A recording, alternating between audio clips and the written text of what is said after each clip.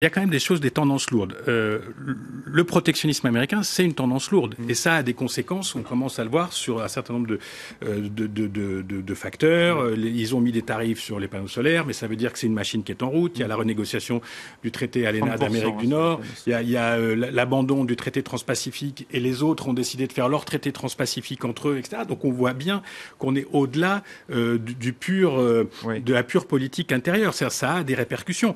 Et en même temps, les entreprises disent cette baisse d'impôts colossale, elle va nous favoriser. Oui, mais vous allez voir la réaction des Européens quand ils vont se réveiller, quand ils vont s'apercevoir que c'est une évasion fiscale directe. C'est-à-dire, en gros, on va pomper des revenus qui sont en Europe pour les faire fiscaliser aux États-Unis à des taux.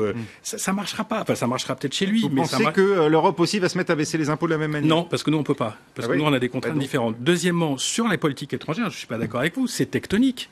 C'est tectonique. L'histoire de Jérusalem, c'est tectonique, parce que même si une grande partie des Arabes, excusez-moi, sont des hypocrites et qu'ils avaient de toute façon bien de ça dans leur tête en Égypte ou en Arabie Saoudite. Ils n'ont pas moufté. Non, c'est pas vrai.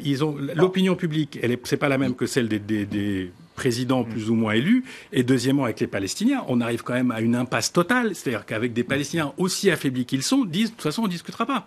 Et on ne reçoit pas leur vice-président. C'est un truc qui est jamais arrivé.